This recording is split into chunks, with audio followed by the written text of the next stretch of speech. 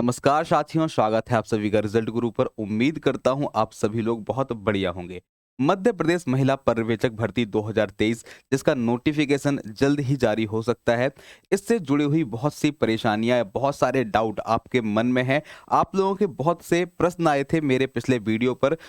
उस प्रश्नों के आधार पर ही मैं आपको जानकारी दे रहा हूं। उस प्रश्नों के आधार पर ये वीडियो आपके सामने पेश कर रहा हूं। तो जो आपके परेशानियां या जो आपके डाउट्स हैं उनमें से कुछ का मैंने यहाँ पे स्क्रीनशॉट लगा के रखा है। इन स्क्रीनशॉट में जो भी क्वेश्चंस दिखाई दे रहे हैं उन सभी का यहाँ पर मैं आपको रिप्लाई दूंगा।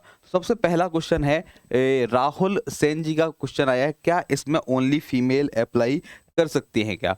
तो हाँ जी, यदि आप अच्छे तरीके से इसका टाइटल पढ़ेंगे तो साफ साफ यहाँ पर लिखा हुआ है कि ये महिला पर्यवेक्षक भर्ती है, यानी कि आंगनवाड़ी के अंदर जो सुपरवाइजर की वैकेंसी निकलती है उस चीज के लिए ये परीक्षा हो रही है। तो इसमें सिर्फ और सिर्फ महिलाएं अप्लाई कर सकती हैं, पुरुष इसमें अवेलेबल या फिर क्या बोलते हैं अलाउ नहीं होंगे। ठीक है। इसके अलावा एक क्वेश्चन आया है नरेंद्र साक्य जी का, सर इसमें एज रिलैक्सेशन कितना है? तो जवाब देना चाहूंगा कि ध्यान दीजिएगा, ओबीसी और एसटी एससी कैटेगरी के लिए यहाँ पर एज रिलैक्सेशन मिलता है, और ओबीसी भी उनको मिलेगा जो नॉन क्रीमी लेयर में आ रहे होंगे, अर्थात जिनकी एक जो तय सीमा है आय की उससे यदि कम होगी तो आप नॉन क्रीमी लेयर में आएंगे, और तब आपको जाकर के क्या मिलेगा, आपको इसका फायदा मिलेगा कि इसका एज रिलैक्सेशन का ओबीसी के अंदर कितना होता है बता दूं।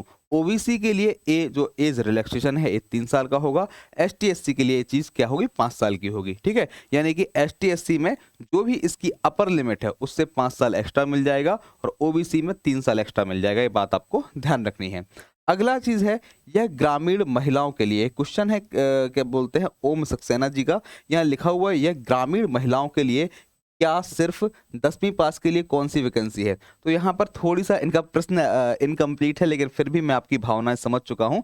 तो आपके इस प्रश्न का जवाब ये है कि ग्रामीण महिलाओं के लिए भी है और शहरी महिलाओं के लिए है। यहाँ पर कोई भी इस बात से भेदभाव नहीं किया जाएगा कि सुपरवाइजर की वैकेंसी किसके लिए है। आप एग्जाम देंगे, व्यापम आपसे एग्जाम कराएगी। व्यापम यानी कि इसको हम आप पीवी बोलते थे, और पीवी जिसको हम आजकल ईएसबी यानी कि एम्प्लॉय सिलेक्शन बोर्ड बोलते हैं। ठीक है। तो वो आपका एग्जाम कराएगी, तो कोई भेदभाव नहीं करेगी कि आप ग्रामीण हैं या शहरी हैं। ठीक है।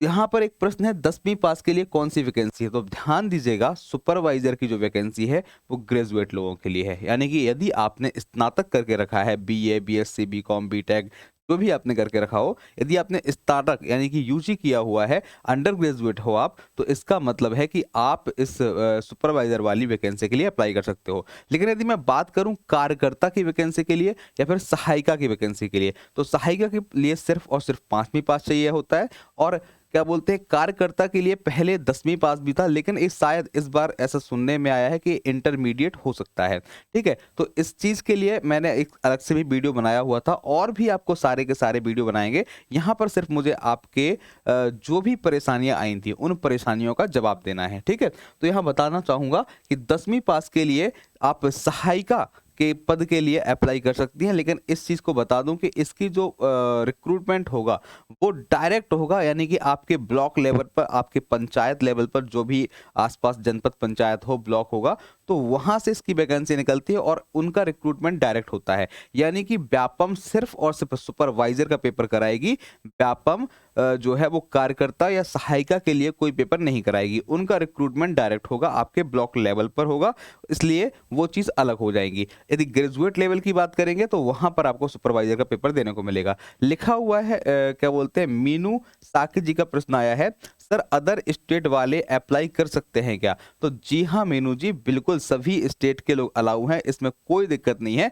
बस इतना ध्यान रखिएगा, यदि आप अदर स्टेट की हैं तो आपको किसी भी प्रकार का रिजर्वेशन नहीं मिलेगा। आपको यूआर यानी कि अनरिजर्व कैटेगरी में काउंट किया जाएगा, भले ही आप अपने राज्य के अंदर रिजर्व कैटेगरी में आते हो। लेकिन यदि मध्य प्रदेश की इस भर्ती के लिए आप किसी दूसरे राज्य से अप्लाई करते हैं तो आपको क्या बोलते हैं किसी भी प्रकार का रिजर्वेशन नहीं मिलेगा, आपको यूआर में काउंट किया जाएगा। एक क्वेश्चन आया हुआ है, वैकेंसी भाई कब तक आएगी? इस्माइल बंसल जी, वैकेंसी जल्द ही आने वाली है। उसका एक कारण है। कारण क्या है वैकेंसी आने का? कि वर्ष 2023 में अर्थात इसी वर्ष एक चुनाव होने वाले हैं मध्य प्रदेश विधानसभा के, तो संभावना यही व्यक्त की जाती है कि उसके पहले वैकेंसी आ जाएगी।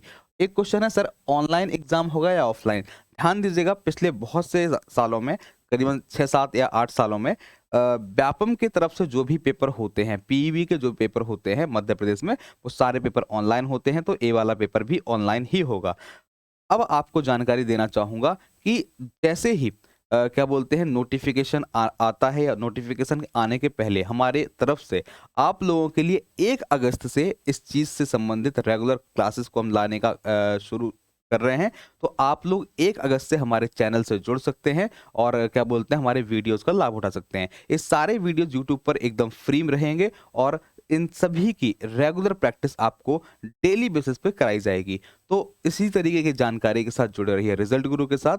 कोई भी आपको और डाउट है तो आप हमसे पूछ सकते हैं, हमें कांटेक्ट कर सकते हैं और सभी प्रकार की जानकारियां हमसे ले सकते हैं। तो रिजल्ट गुरु के साथ जुड़े रहिए और अपनी तैयारी को बेहतरीन बनाते रहिए। फिर मिलते हैं दोस्तों। जय हिंद, जय भारत।